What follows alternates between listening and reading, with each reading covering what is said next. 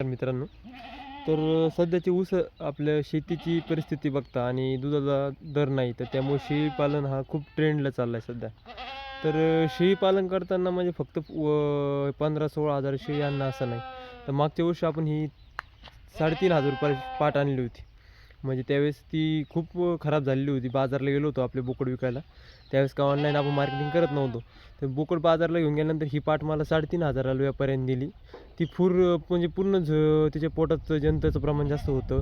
तिची वाढ चांगली नव्हती म्हणून तिला एका शेतकऱ्याने विकलं होतं. तर आपण ती घरी आणल्यानंतर तिचं मग एक क्वारंटाईन केलं. तिला जंतनाशक केलं तिचं नंतर तिला आपण हायटेकच्या याने धुतलं. तिला स्वच्छ केलं. नंतर 15 दिवसानंतर शेडमध्ये घेतलं. तर तिची आता हे बाळ आहे. आपण ती नंतर ती क्रॉस केली बरोबर.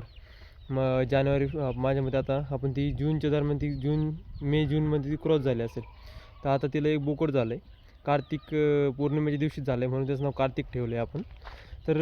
त्याला आपण तिला आपण काठेवाडीच्या बोकडाने क्रॉस केलं होतं. त्याच्यामुळे त्याला लोळे आलेले त्या बोकड्याला. तर तुम्ही बघू शकता. म्हणजे हाच व्यवसाय असा आहे का तिथं तुम्ही एक वर्षानंतर तुम्हाला उत्पन्न सुरू होते. त्याच्यामुळं असं नाही की तुम्ही 15, 16, 17 हजारचीच मोठी शेळी घ्यायला पाहिजे. स्वतःचं ब्रीडसुद्धा डेव्हलप होतं आणि म्हणजे तिचं जर दूध बघितलं तिचं काढायला पुरून दूध आपल्याला काढायला भेटतं. एवढं दूध तिला भेटतं. आता बघा तुम्ही हे सगळं दूध पिलं. आता सकाळी एकदा सोडलं होतं. आत्ता पण त्याचं पोट भरणीत काय आता एकच सेट तो पिला आहे आताशी आणि त्याला सोडून बराच वेळ झाला. आता त्याचं पोट फुल भरलं आहे बघू शकता तुम्ही. हे बघा त्याचं आणि पिल्लू 3 किलोच्या वरच गेले आता. आता कार्तिक पौर्णिमा होऊन किती दिवस झाले असतील तुम्ही बघू शकता. त्याच्यानंतरचा हा रिझल्ट आहे.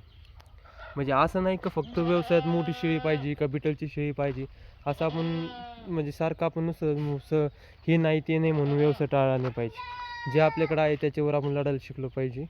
अशा प्रकारे बघू शकतो.